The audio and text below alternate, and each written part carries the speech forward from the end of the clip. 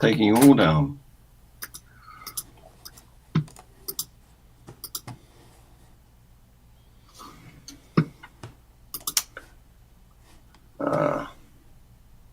Go for the intro. Go. Several Russell was the Pope appealing for peace, or was he praying for peace? And the same applies to the Kaliningrad. Yeah, that's a good question. So what do you have to say about that, guys?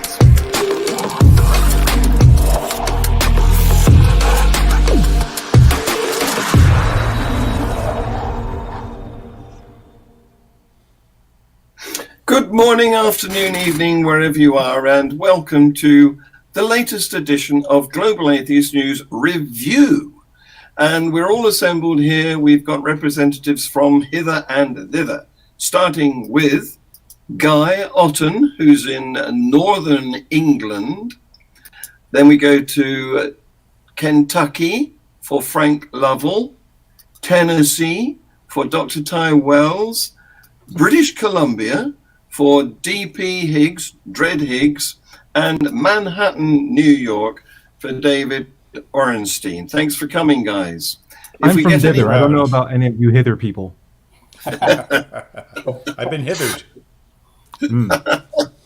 Well, I can't top that. So I'm going to just plunge in to the first item of news. Now, as we know, a lot of these stories rumble on. They don't just stop at the end of 1 week.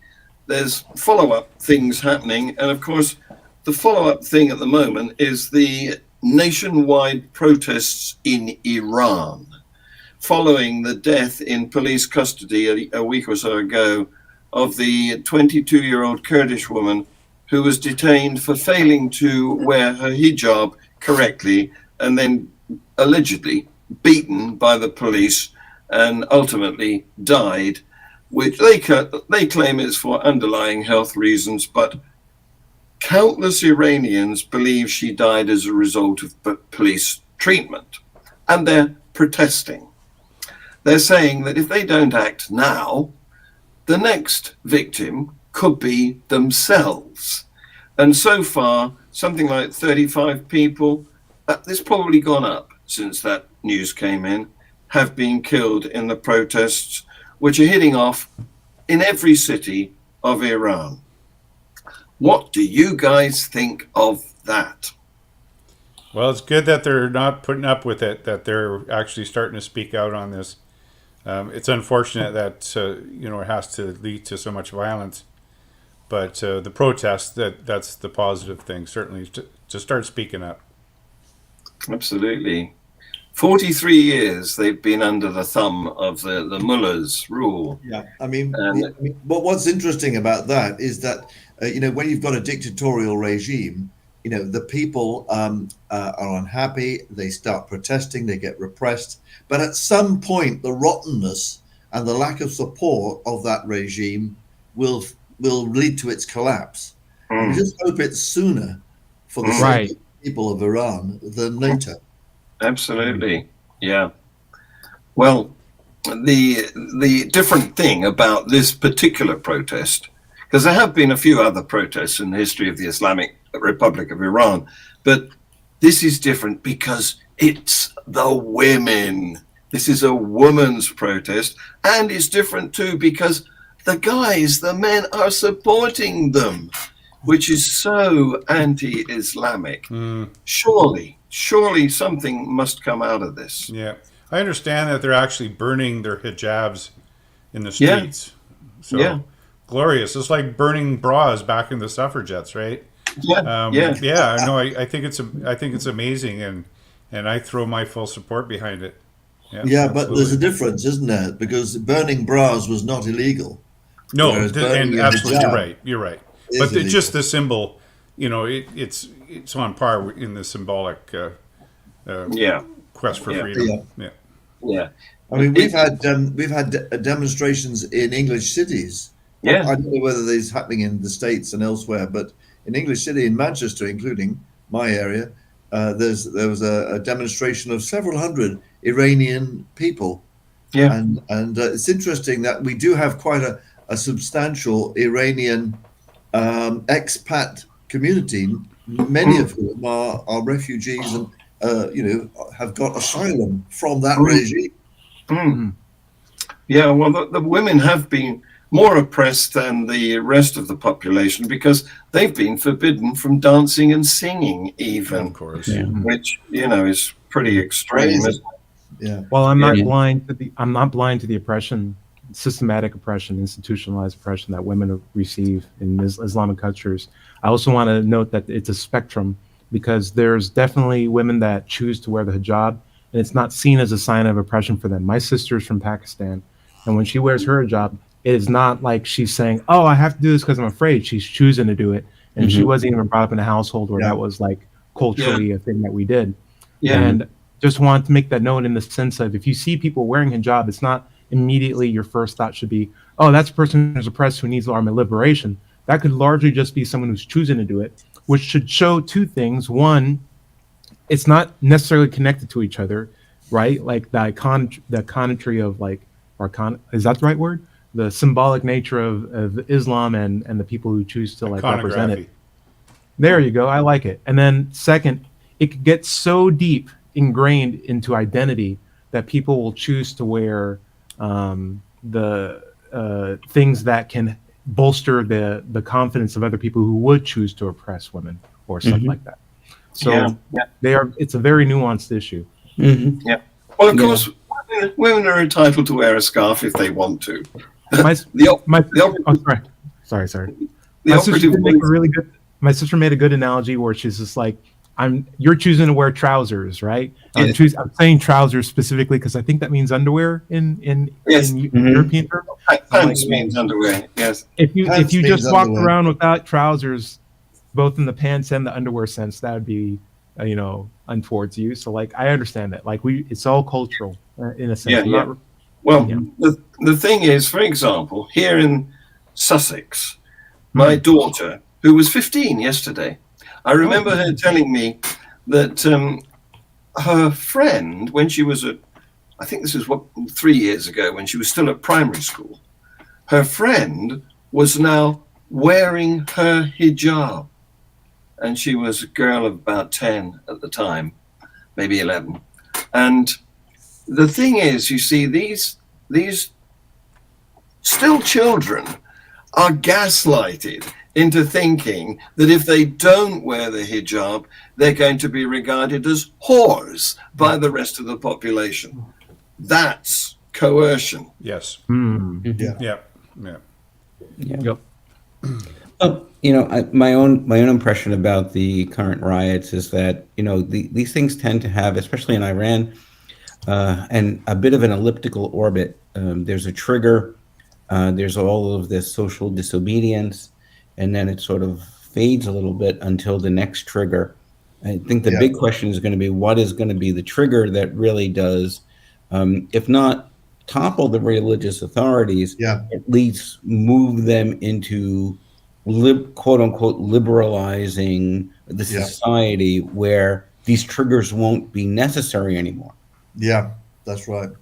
Yeah, let's hope so. I was listening actually to Sam Harris's podcast yesterday. His latest one was with Yasmin Mohammed, who wrote a book called Unveiled: How Western Liberals Empower Radical Islam. And her tale is, a sad one for sure.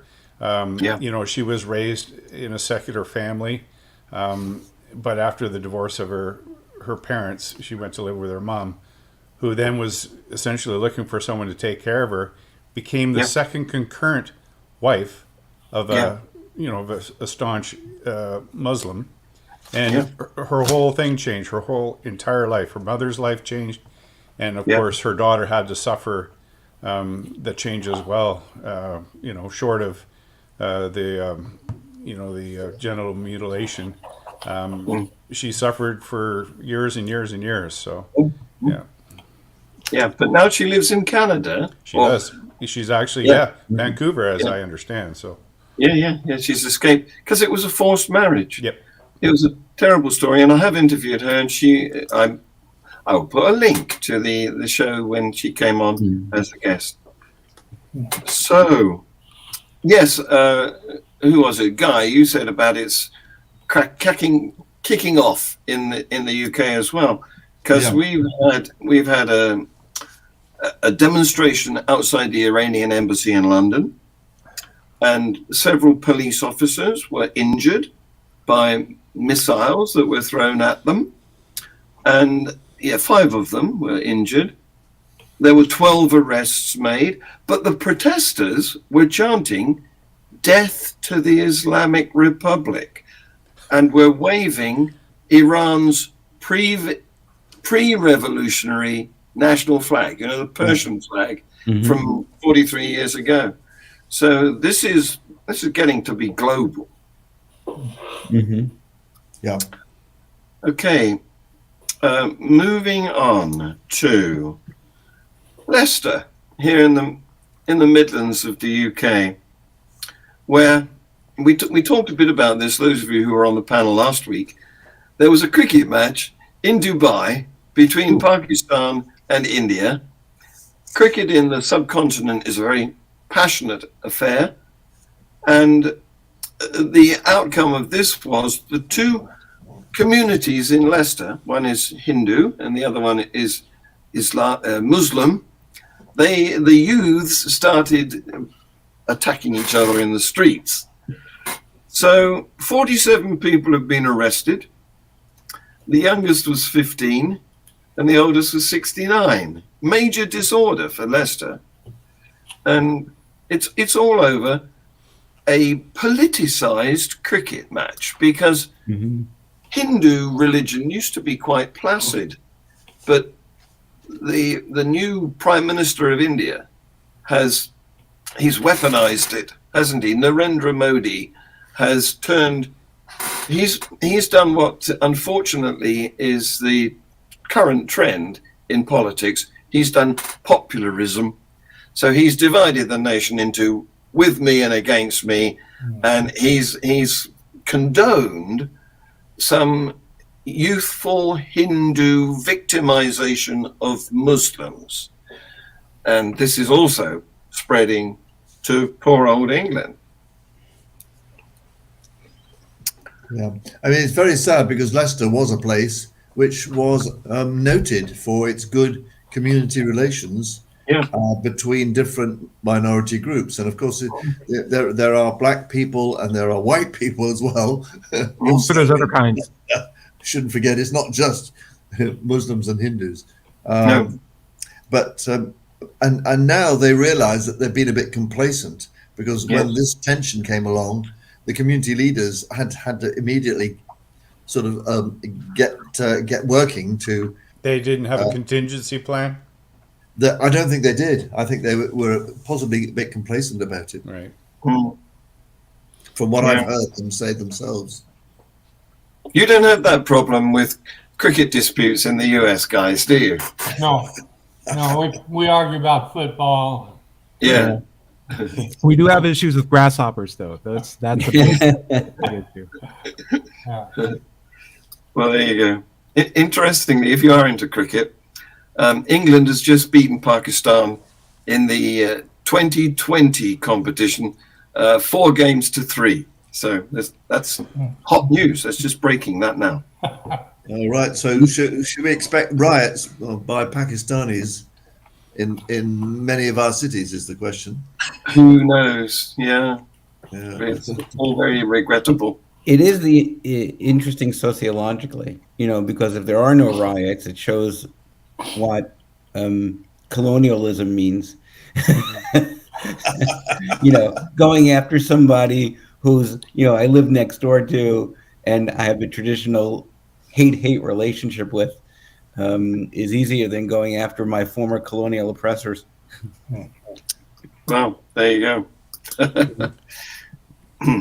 So, and you're also right about headscarves being increasingly a contentious issue, even in the UK, because this time it wasn't an Iranian, but a Pakistani female minister in London. Right.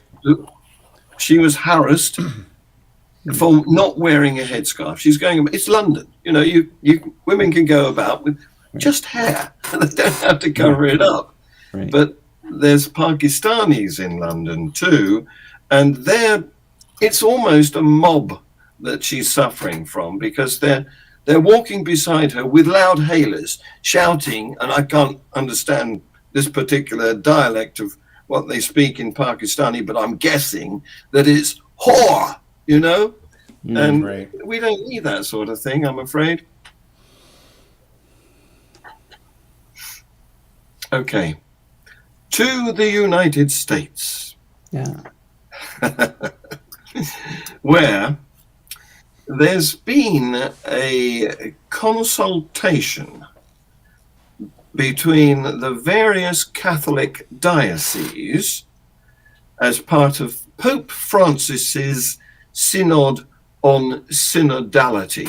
Not quite sure what synodality is, but there's been this consultation, and the outcome of it has been summarized and sent to the Vatican for approval or something.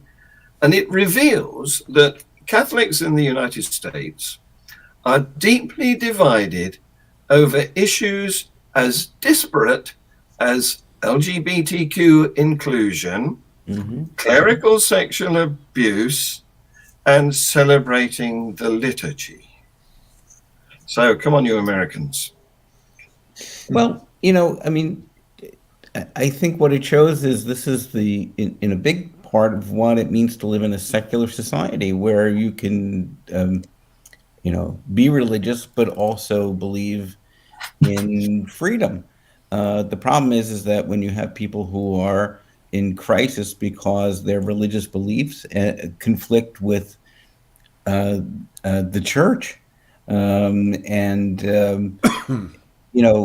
what it should do is make you think real hard and fast about your support of these organizations that are anti-democratic and anti-LGBT and anti-women and things like that.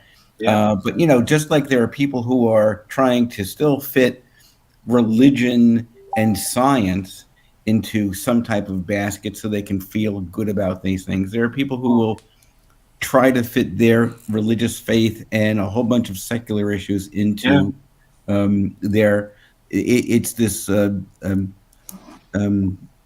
schizophrenia almost. But on a good note, you've got evolution accepted by more than 50% of the people in the United States now, which is also a very, very good thing. And religion is waning, and so I think you'll see more and more of these conflicts. Those who are religious will get louder because they need to scream louder because people are paying attention. But anyway, and that's something we've discussed on other shows as well. Is that this seems like that last fit as the dying whale. They're this is the last gulp of air before they sink into the sea, right? Hopefully. I feel like it's not so much the last gap. I feel like it's just a big spiral, and we're gonna see them be like, ah, and then they're gonna go away for a little bit, and then wait for it. Oh, we're back again. We're still drowning. And eventually, you give it enough times, they'll come down. So the aliens come, and then they bring their religion. And well, it's like matter spiraling into a black hole. It's the final accretion disk before they're spaghettified.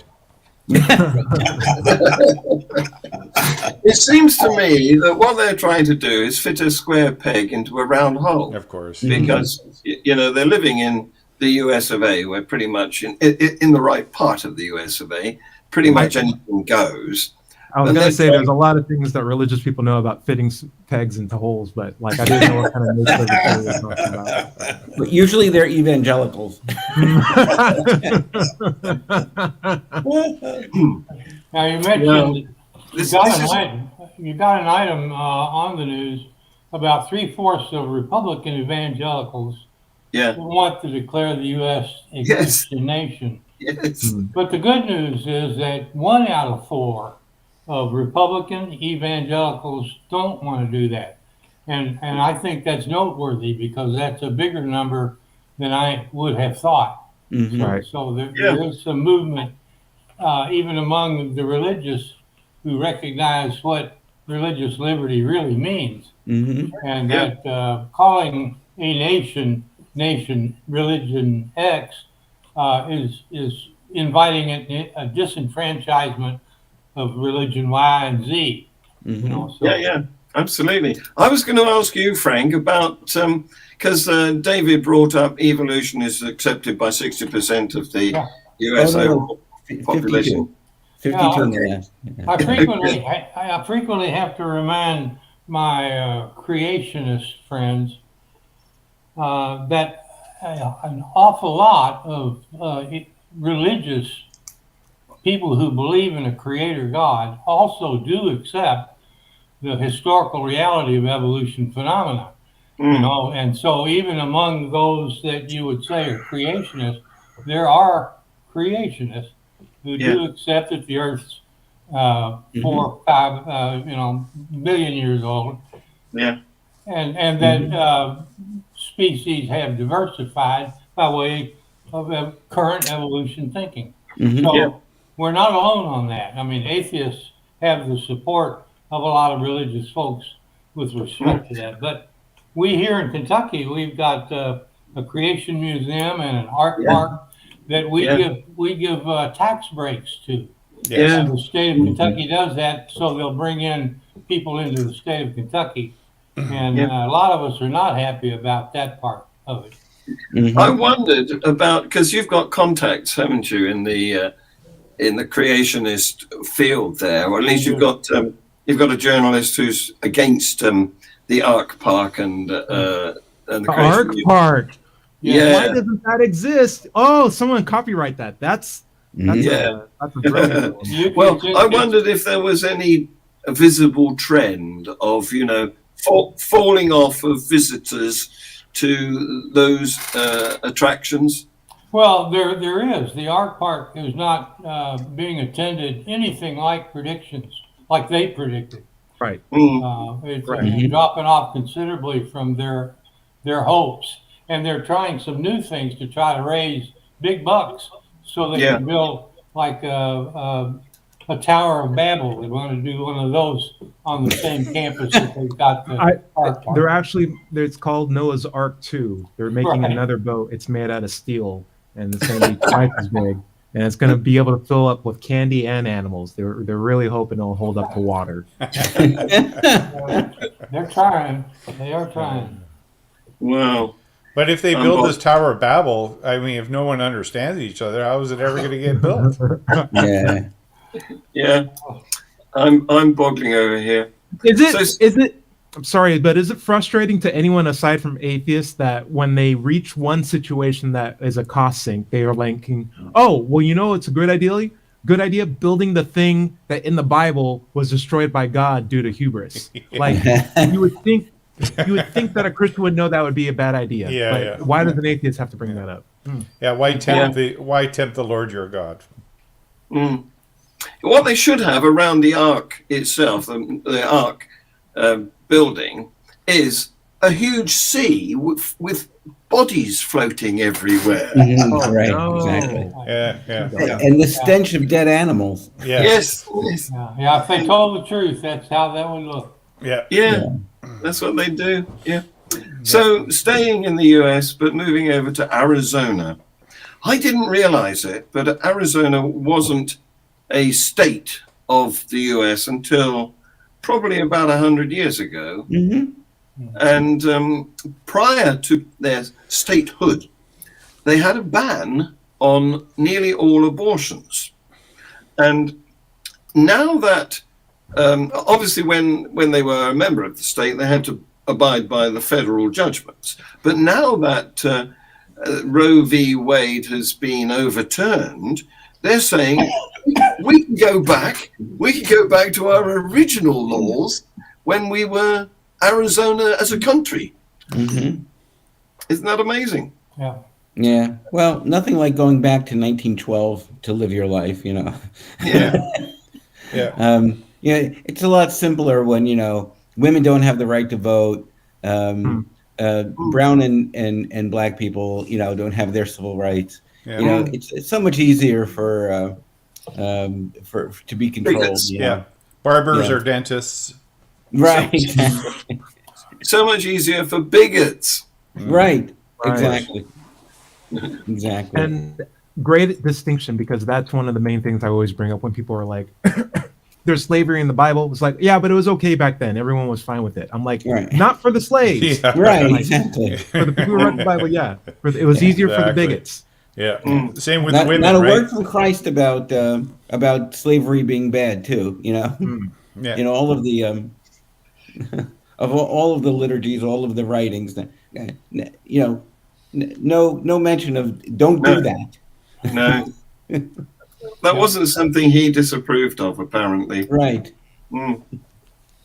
Okay. Well, as Frank said, there's Pew Research has been at it again. And you remember, those of you who were in the panel last week, we reported that the US could lose its Christian majority by 2070. It's not soon enough, in my view, but that's the trend, apparently. So, as Frank said, 70% of Americans actually accept that the US Constitution would not allow the government to declare the states to be a Christian nation. But 2/3 of Americans said, it's only 2/3 of Americans said they opposed the idea of the US becoming a Christian nation. The rest of them, and that's of Republicans, that's 61% of Republicans, they said they favor the US officially declaring itself to be a Christian nation. Fortunately, that's not enough to make it happen, but that's still scary. That's a big number. And is this a pew, pew, pew poll? Or because I kind of question that. Like, how big is the cohort that they're sampling there? Like, how do they know these things? Like, I don't know. It just seems a little arbitrary. Well, they are a very respected polling organization. It's very likely that they've got a large enough cohort to a demographic to, represent the whole population. The Pew Research folks, which are religious folks, are pretty honest. They don't seem to be reluctant to tell the story that works against them if that's what their data show. Yeah. Yeah, I hope we can trust them. Better than any other organization on the religious side that I can think of, anyway. Yeah. Well, there's the Barner group, BARNER, and they do a lot of religious polling as well, especially of evangelicals. And they've been pretty honest, too, suggesting that, there is a crisis for those who are of deep faith in the United States because of where the trends are going. And they're a very religious organization. Right. Yes. And on the subject of trend, of course, it's the older Americans who have the nationalism, Christian nationalism view, whereas the younger Americans, the even younger Republican voting Americans under 30 do not feel like that. And so for a member of the political party Republican, the worry is that if you go down that route, you're going to turn off the next cohort of your own electors.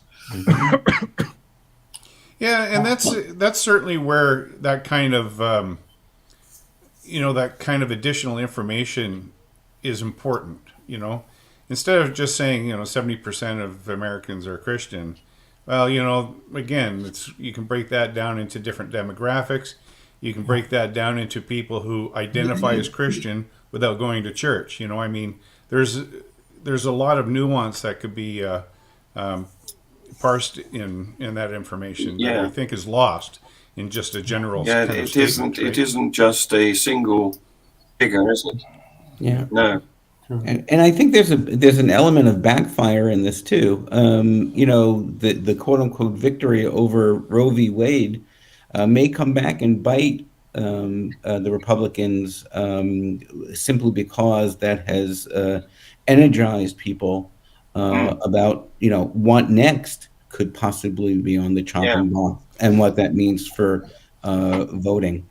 And it may also rally people to get to establish something much more solid in even as an amendment to the Constitution regarding a woman's bodily autonomy. Exactly. Roe versus Wade was weak legislation, and it was really just waiting for something like this to happen. So it's an opportunity. It could be seen as an opportunity by those who support women's rights to get this thing established as an amendment to the Constitution. The only problem is it's a tough hill to climb. Of course it is right now. 2/3 of the Congress and 3/4 of the states have to agree to have an amendment. But I'm hoping that we get to that. Sure. Yeah. And even some Supreme Court reforms, like adding additional seats, I know has been explored in order to kind of dilute the power of any one side with respect to how much influence a small majority can exert on the entire Supreme Court. Well, a minority. In the U.S., it's called an activist Supreme Court if the activism doesn't meet your political ideal. Usually that's what, when you're on the right, you're blaming the Supreme Court as being activist for keeping up with modernity. And now, of course, that you have this swing to the right, you find no one on the who are right or center or the RNC are saying that this is an activist court anymore. Right. Well, on the subject of Republican governors and senators and other members of the governing body, there's U.S. Senator James Lankford, who is a Republican from Oklahoma, and he has been speaking to Christian nationalist Tony Perkins from the Family Research Council, and he was telling how, up until recently, they were experiencing a massive drought in Oklahoma, but the week after the state passed their anti-abortion legislation, we had the most overwhelming rainstorm. He's thinking that, God damn it, because as a payment, a reward for preventing abortions. I don't know where these people are coming from. Well, they don't study logic, that's for sure. Yes. Yeah. So, guys, I want to finish today by showing you a clip. This has to be seen to be believed. Take a look at this. I've seen things in visits to heaven. People say, "You visited heaven?" Yes, yes, yes, yes. Not as much as some, but I have. One day, I stepped over into there, and I walked out, and it's the first time I'd ever seen this in my whole life. It was a valley. And then this mist rose up out of this valley. And then the next thing I saw really took me back. Because, you saw it when you didn't plan on it happening. You were there. I didn't expect, I didn't say, okay, now I'm going to go into this valley and I'm going to look at this. I'm just there. And then suddenly this mist comes up and I'm watching it. And then this giant looking head of this dinosaur thing stood up in this valley. And it was not dangerous. And this was the valley. The Lord said, this is where they live here. I came out of that room stunned. But it doesn't make any difference who believes what. I was the one that was there. How about that? Hanging out what with was that dinosaurs, about? eh? Well, do dinosaurs have souls then? So maybe all animals have souls. Now, They all can go to heaven. Or now, as a fellow dinosaur nerd, I'd be really interested in finding out which dinosaur he thought he actually saw, because a lot of things people call dinosaurs are actually not technically dinosaurs. So he's like, oh, it was a triceratops. I'm like, no, that's a giant lizard. Try again. It was a velociraptor. It's like, nope, that's a Jurassic Park Frankenstein monster. It was put together. Then it was like a completely different size. The Pinocchiosaurus. There you go. Maybe there's some credence to the story after all. It reminds me of the chat we had this afternoon, Ty, when we were talking about the fakery that films, movies, can show people. And some people can't distinguish very well. And this guy is obviously trading on that. There we go. Yeah, not only trading in it, but betting into it to hopefully get his masses to also buy into it too. That's the danger of this stuff. That in oh my God, no! Oh no! You shocked me. Yeah, the whole thing is gullibility doesn't happen in a vacuum. It seems to spread, and it's very difficult to contain. Right. No, you just got to up these people's thorazine and take out the economic value of leading people to believe magic is real, because that's what it comes down to. These people are doing this because they make a nice buck. Yeah. Absolutely. Yeah. Look, John, at some stage we need a story that has a skeleton in it, and another story that has a fertility goddess in it, so that the props in David Orenstein's room can be used. Well, so you want the weird irony behind this is that Christians were not happy when the dinosaur idea was coming out in the first place. I don't know if you guys remember that, but there's very well documented pushback on the idea of, one, a very old world where animals that used to exist weren't around, especially ones as big as dinosaurs, and then two, that humans weren't the best, strongest, coolest things on Earth in the first place, and then three, like, oh, scientists have things that aren't in the Bible. Oh, that's a problem. So like the fact that now we've gone full circle to the point where it's like, not only did dinosaurs exist, but they were in heaven with me. Yeah. That's what they call moving the goalposts, right? Yeah, exactly. Yeah, exactly. Yeah. Well, guys, on that note, and hoping above all hope that David survives his encounter in the next few minutes, I'm going to draw the proceedings to a close. All righty. So, pray for me. Yes, we will. Yes. His noodliness is with you.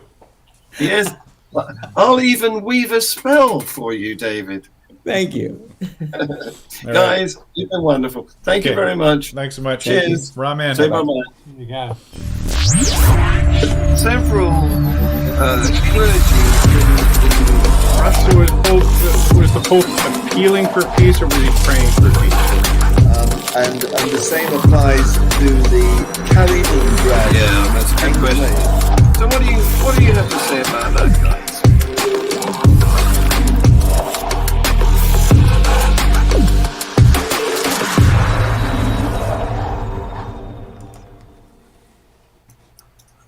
Well, I enjoyed that. I don't